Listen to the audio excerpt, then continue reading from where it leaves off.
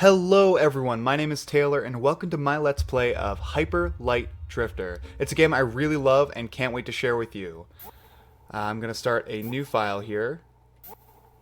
And while I'm writing my name, I just want to say that this is one of my honestly all-time favorite games to come out in the last few years, but it does have really graphic imagery in it, so if you're a little bit of the if you're weak of heart, don't continue because it's gonna really mess you up because there's a lot of really graphic imagery. So with that said, just wanted to warn you guys who may be a little bit more sensitive to that. So as this cutscene's gonna play, I'm actually gonna remain completely silent. I respect it a lot. If you want to skip ahead in the video for more commentary, just hit the annotation up above and you can do that. But until then, I'll remain quiet.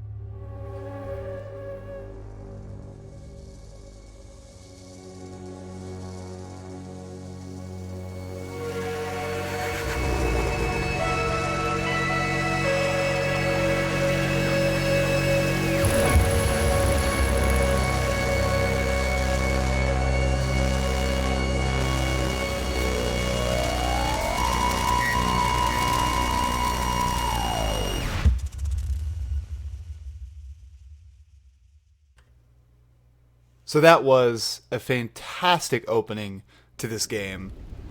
It looks really awesome, and it didn't have any words or titles or anything like that, mostly because a lot of the game's story, and it's kind of integral to the plot, it's integral to the game, it's not told through basic means. So you can play the game without knowing exactly what's going on, but I think there's so much more to gain from knowing what's going on in the story as well in this game, and it's one of those games like Dark Souls where it doesn't tell you, like, the players don't tell you what's going on in the world. They know what's going on in the world and they assume that you do as well, so they just won't up and say it.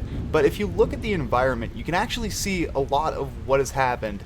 And honestly, I've played through the game maybe around 2 times now, and I couldn't tell you all of the plot, but I can tell you probably huge chunks of it. There's aspects to it that I don't even know, and that's what I think is really cool, and that's something that really draws me towards it. It's something that really draws me towards these types of fictions that don't really have... They don't have, like, explicit plots. They don't rub it in your face. You have to figure it out for yourself. And half of the fun is actually figuring out what the hell is going on in this world. So this is right here is just our basic tutorial to teach us how to get through each different environment. How to handle combat and all that. So combat is basically, when broiled down, it's a mixture of gunplay, so that, swordplay, and then dodging. There's definitely different things you can do to customize your experience and make it all your own, but just basically it all kind of comes down to that. There's all sorts of different abilities and weapons you can get later down the line to differentiate your experience just a little bit.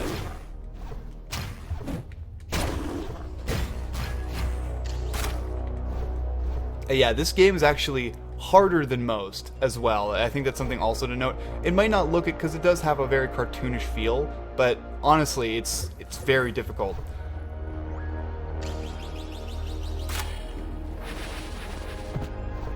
So as we progress here, we're going to be hopefully getting closer and closer to actually starting out the game and finishing off the tutorial. But even here, like, I think this game is one of the most beautiful that I've played in a really long time. Just the use of colors and pixels, it works so well together, and I really like seeing stuff like this, because pixel art can be a lot more than just classically inspired, so it doesn't have to look just like Super Mario Brothers. It can do more stuff with their expanded range of coloring and all that kind of stuff. Because back in the day, they didn't have every single color they could want. Nowadays, they can choose from a huge range of colors, so I just like it, and this definitely does feel like a great use of pixel art in the current generation, definitely. But here we're going to see something that's going to be more prominent throughout the story.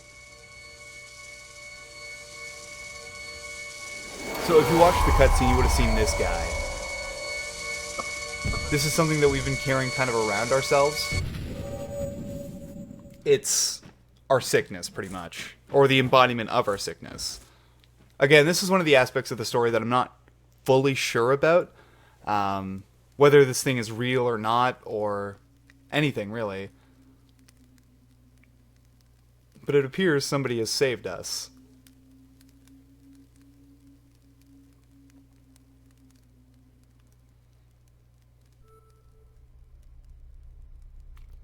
So this guy is definitely our ally, but like everything, there is no text to tell you what he or she is like, but all we know is that they help us. Alright, so we got our map. So, this is what the overworld of the game looks like. There are 3 cardinal directions that we can go to in the first place, so that's, we can go here. Oh. Just want to zoom in on the map. Okay, so we can go north, up to this area. We can go east, out to this area. Or we can go west, out to this area. So the first 3 areas, I would say they have different kinds of challenges throughout them. But I would say they're all pretty much similar in difficulty, except one area in particular has an easier boss. That's all I'm going to say about it. But I would say their challenges are actually fairly good, but there's definitely one that'll be good if you're maybe new to the game. So here we're going to come out into our homeworld village type area. So this is where we're going to be spending a lot of our time between areas and buying upgrades to our weapons and all that kind of stuff.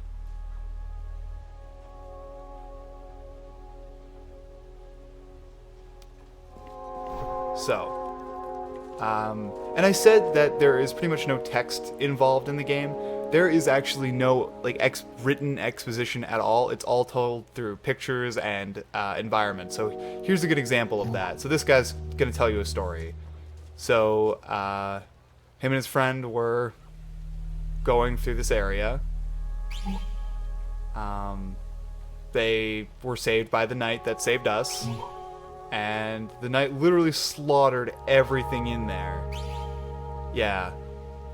It's pretty cool. Again, as I said, there is graphic imagery, and like he just defeated a bunch of like little mob enemy type guys. But in this game, like there is death and people feel the effects of it, except for you and your main character, which I think is pretty cool. So this is one of our shops. I'm just gonna show you off. The image of this guy is actually pretty hilarious to me. I think it's actually a robot. And yeah, it's teaching us how to zoom pretty much, and upgrade our dash ability. But we don't have any of the currency yet, but we will be getting it in the future. So there's no really reason to show these areas off yet. There's more to do in the town, but you have to pretty much unlock more stuff out in the world before you can do them. See, there's another robot guy. The town is actually interesting. Before I leave, I want to just show off if they're all here. I guess he's not here yet. More people from the surrounding areas will come to this area once you've completed certain things in each individual stage. Alright, so we picked our direction. We're going to be going east. And just 1 second. And because we're going east, I picked the most easy area to start out. And that's just, I think it's almost an opinion thing, but like, the combat isn't that difficult in the area, and I feel like the boss is by far the easiest boss in the game. You can see that yellow blinking box over there. That actually contains the currency in the game that you're going to be trying to obtain. And almost all of the currency is gotten through either climbing through the environment like this, or by battling through gauntlets of enemies, or just picking it up off random enemies. So there's a wide variety of stuff to... There's a wide variety of ways to get it from enemies. I don't think I can jump over there. So I think we're going to have to go up and around.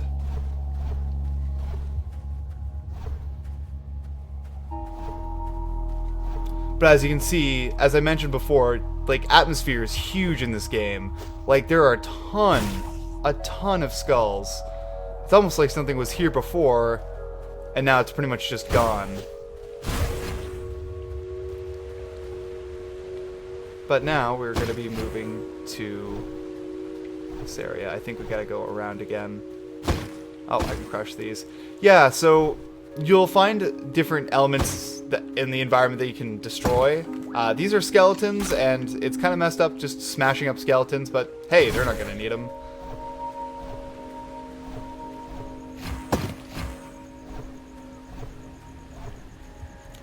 So here we're entering the very first world. And this one's really cool. It's a little bit different because every area has been, like, wrecked in some way. This one's cool. Well, it's not... It's very serene, like, it still seems like paradise, but there's something really wrong going on here. Oh, he's stuck in the flowers. Alright, so... there appears to be a giant frogman. And he is over there. Well, that's good to know. So he pretty much is one of the NPCs that will point out the boss location in the area. I like to think that each individual NPC that points at the boss has, like, beef with that boss. Like, they're just like, ew, this guy, he needs to go down for sure.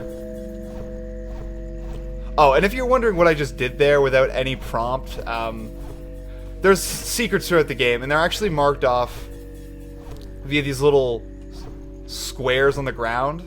I'll point one out next time we go to one, but it's really easy for me to see. I won't point them out every single time I go across one, but the secrets in the game are very valuable to know if you're playing through it, especially if you're playing through on the harder difficulties.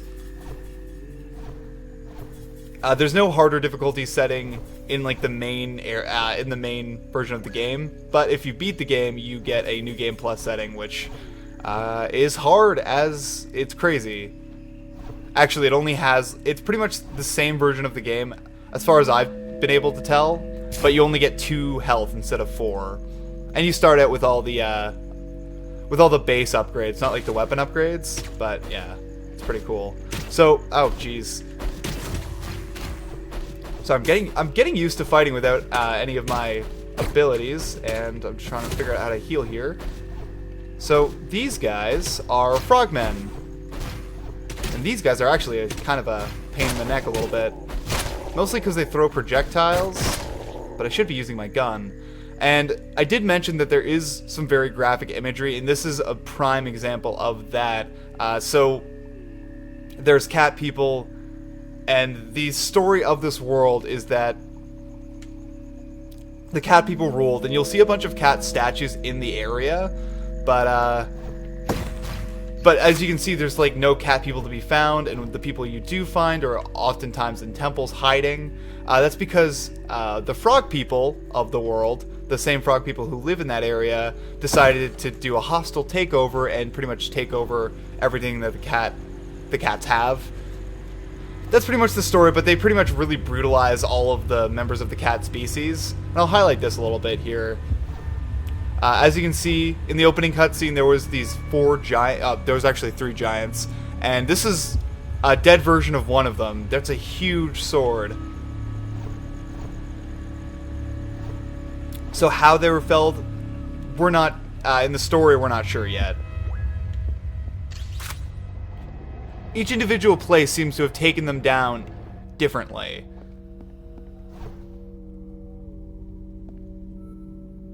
Okay. So now we've gone underground, and I'm going to show up the map a little bit here, because you can see there's a lot to explore under the ground. So these kind of act a little bit like, well, I would think of them a little bit like metro stations, because you like go down in the overworld and come back up in a different place in the overworld. But they can also act like temples, because there's puzzles to solve, things to do. They're actually really cool. Oh, jeez. And speaking of temples, this is a really important thing that we'll be finding throughout the game. These are, and since there's no writing, there's no way to, I don't know the name of them, so I'm just going to call them key shards. Yeah, key shards. That works. So that's our first key shards. That's our first key shard. So to get through the entire level, we're going to need 4. And as you can see in the top left corner, there they are. And you can see that there's 8 slots to put key shards in. If you get those 8 pieces, you can get something extra, but you only need 4 to continue it throughout the game. So key shards are hidden throughout each level. There's going to be 8 in total. You only need to get 4. Let's go over here and see what's going on. Oh, another piece of currency.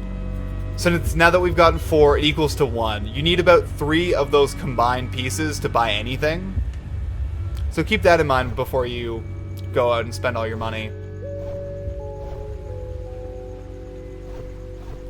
So here we found our second warp pad. So there was a warp pad right outside our house originally. Now we can warp back there whenever we want to from any point on the map. We don't have to be standing on this. And before we end off the episode, I just want to show off something up here.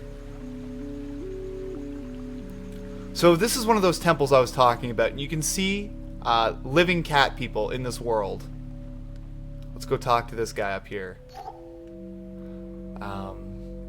So here we see a picture of the frog people chasing the cat people, and a very graphic image here of his people being slaughtered, and that's him trying to escape.